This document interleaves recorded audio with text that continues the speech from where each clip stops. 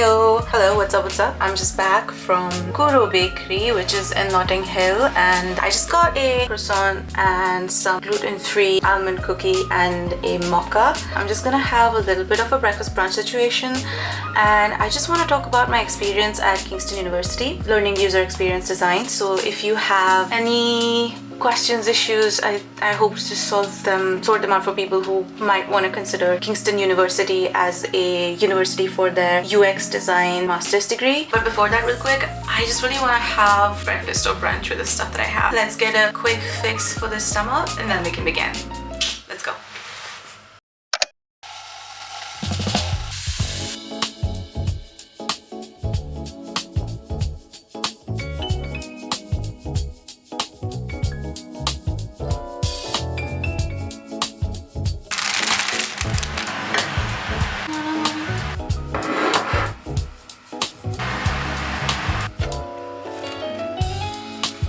Stop it. And I'll see you after lunch. Hey! So I'm kind of 3 months into the course, and I just want to talk about my experience to whoever might be interested in knowing what the projects are about, what the modules are about, what kind of research you're going to do, what kind of processes you would use for your user experience project. Maybe you can use this as a guidebook to decide whether or not you want to actually study in this university, whether it's actually worth the money or whether it's something that you actually want to do. So it's just my experience. We are 3 months into the course, so it's kind of like the end of term 2. I was from the January intake, and maybe walking through the process would be like really nice way of helping people understand what the course is about and what the university is about, what the atmosphere is, and get to know about the course. Okay, so we can begin. I come from the January intake, so I started around the 15th of January, and the way that January intake sort of works is, for example, let's take the year 2025. If people who already start from September 2025 have their first term or the first semester from September to December, and then their second term or second semester is from January to end of April. So when you come into the batch of September intake, which means your first term is going to be the second term of the September intake. So it might sometimes feel like you are in a space where something has already started and you're trying to catch up to something, and it's not exactly the most pleasant feeling when you're coming to London for the first time. It can be a little confusing, but that's just how the course is structured, specifically for people who are from the January intake, because you are joining in the middle of the term. You're joining in as a part of the second semester. There is an induction that happens for the first 2 days. They're just going to introduce you to different classrooms, the spaces, what kind of different facilities Kingston University has. So that happens the first 2 days of when you join and start at the university. So there's no classes the first 2 days, and then it's just like an introduction and orientation onboarding of sorts where you're given some sort of information. For UX, the induction is going to be with other people like game design, UX design, animation. Everyone's going to be together, so it feels like really overwhelming, but that's not going to be your whole class. You're just going to have some classes together, which I think eventually works out. It's fine. After you have your induction, you've got 1 week to kind of figure it out. For UX, then your classes begin. You have classes every single day, unfortunately. It's not in person every single day, so you have to go in person, attend the classes on campus twice a week, and then the rest of the 3 days it's online, which you attend from team meetings. So Microsoft is how the entire university sort of functions, and you have to get the Kingston University app, you have to get the Canvas app, and you have to get like the Seats app, the 3 main important apps that you require to be able to function well at university, because the Kingston University app is going to give you the bus schedule, it's going to give you a schedule about your own calendar. So it's going to tell you when you have classes, when you have submissions, everything is going to have a schedule related to events or something that happens at university. It has multiple different options that you can choose from, which are university related. So that's the Kingston University app. The second app is the Seats app. Seats app is relevant for your attendance. If you are on campus and you forget to tap your ID card at the attendance thing, you need to check in via seats and it automatically updates your attendance. That one's really relevant. And Canvas is for your deadlines, your coursework, and all that sort of stuff. So you need all these 3 apps. You have classes every single day. I hope they eventually change it. It's really demanding, but it's like 2 hours a day, 3 hours a day, and you've got a lot of different topics that they cover on with their lectures. It's the time of sunset, if you can see right behind over here. Nice, right? So let's talk about the module now. There are 2 different projects that you have to do as a part of the module for UX. The first one is going to be UX for emerging technology, and the second one is going to be design thinking theory and practice. So I am like 3 months in now with the project, so the deadlines are coming up. So there's going to be continuous deadlines, like one after another in the next 5 days, every weekend from now. Then I'm going to be super busy. I'm just gonna walk you through like the process of what happens and what you're supposed to do with it. So let's talk about design thinking theory and practice. Design thinking is about following a particular design thinking process. For us, it's going to be the Stanford design thinking process, but step 1, step 2, step 3, step 4, step 5, step 6. And what you're supposed to do is just like 1 month from beginning your course, you're supposed to submit a proposal for that project where you choose a topic of your liking that you want to work on. You have to propose a project that kind of helps solve a problem within the context of user experience design. So it will eventually kind of end up with you designing an app or a web platform, and it has to be a relevant problem in the industry. So I have a warning for the people over here. You have to choose a topic where you can find participants to interview. In the part of in the process of design in this, you have to be a little bit of an extrovert. So if you're an introvert, put your bigger pants on. There are 3 most important requirements when it comes to this project. The first one is you have to interview people. The second one is you have to conduct co-creation or co-design workshops with the relevant people. And number 3, you have to test with participants. The process is really official. You have to have consent forms, you have to have your ethical documents ready, and you have to do your research on the basis of your project. And you have to be able to find people to do the whole process with. So you have to find 5 participants, 8 participants minimum to interview. You have to find 5 participants minimum to do a co-creation workshop, and you have to find at least 5 participants to test your project with. And once you have your testing results, you can then validate your project or reiterate and create better designs. So designing is a very little part of the overall process. Majority of it is going to be research. A lot of it is going to be time management and data management. So you have to be super organized with your overall process.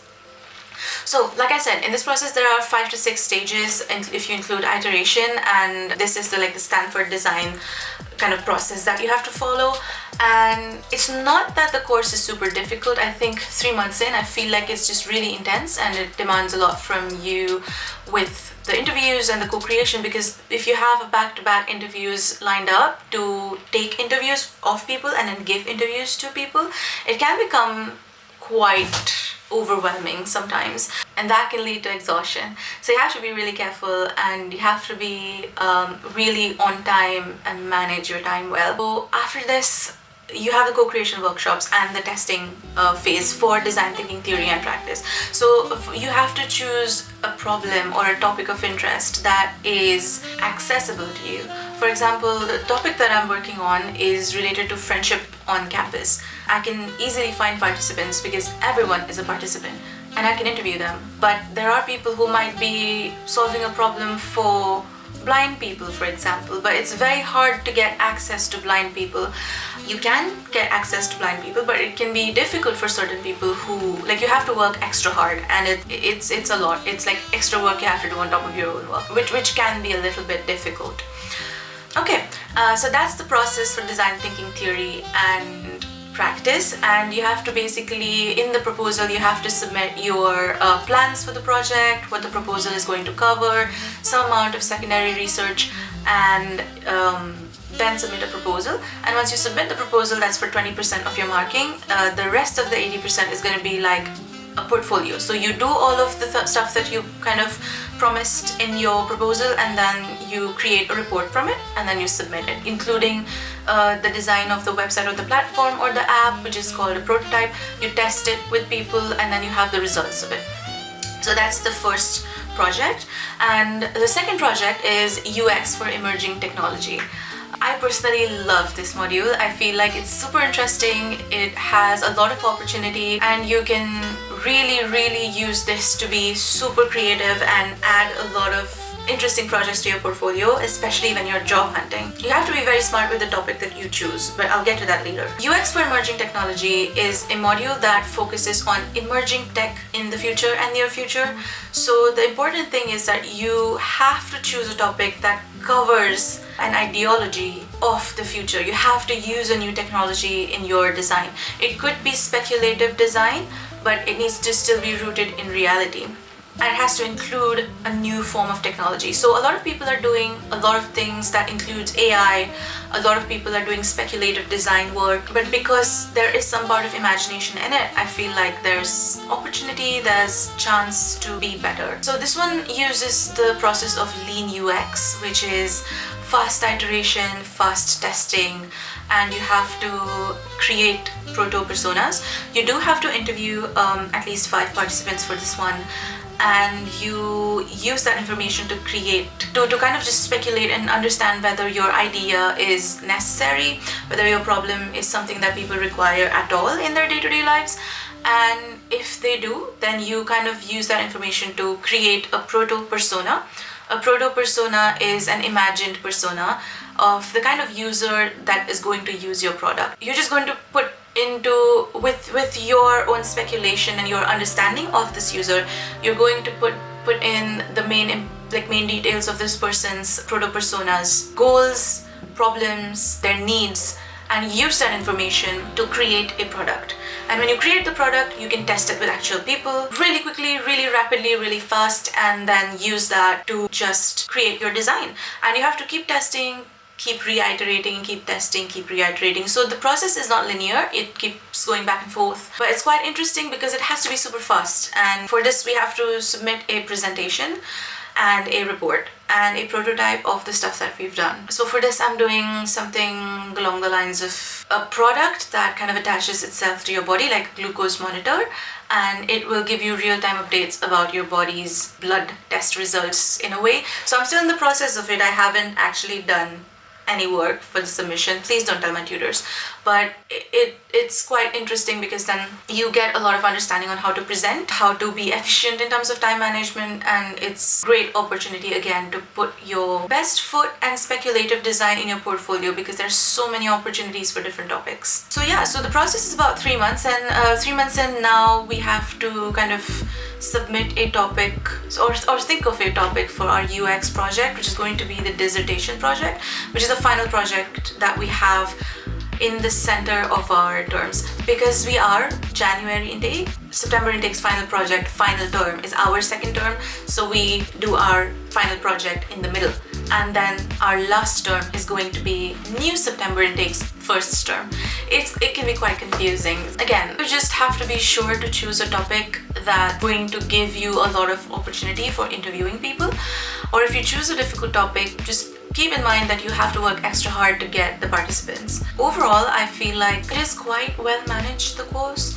I just feel like there needs to be a little more interaction with the faculty about your own project. That's my kind of like opinion about it so far. But I do think it is relevant to industry practice. And I think teachers and the university is very open to students' feedback, and they take every opportunity that they can get to listen to you. They will make sure that they satisfy you in the stuff that you ask for or in any requirements. For anyone who wants to join university and is stressed about all of this, there are resources that are available for help. For example, if you think you can't submit in time, you can get mitigating circumstances, which is like you have to give proof for the fact that you're probably sick or something like that, and then you get a 10-day extension on the deadline of your work, which is super helpful when something goes wrong, which can happen to anyone. Kingston as a suburb is great. I guess like I don't live in Kingston. I'm not a big fan of Kingston in general, but I feel like when it comes to the university spaces, they've given you everything that you need. They've got study spaces. You can book rooms in the library where you can just sit all day and do your own work, which is super helpful, especially if you're choosing to live in the student accommodation. And yeah, sure, so I think that was it for now. I'm just gonna leave you with this information. Do with it what you want, and if you want any other questions answered, I'm pretty sure there'll be more questions after this, because I'm pretty sure I just said from the top of my head whatever I could feel like. So I'm just gonna leave it here, and if anyone actually sees this video, if you want a deeper dive into what these particular topics mean, I can make a new video on it, and I'd be super excited to do that, because it'd be like a nice communication between people who want to study UX at Kingston University. I can talk about whatever. So if you have any questions, please do ask me, DM me, you can send me a message on Instagram if you want, and I'll be happy to answer. And I'll see you in the next one. Bye!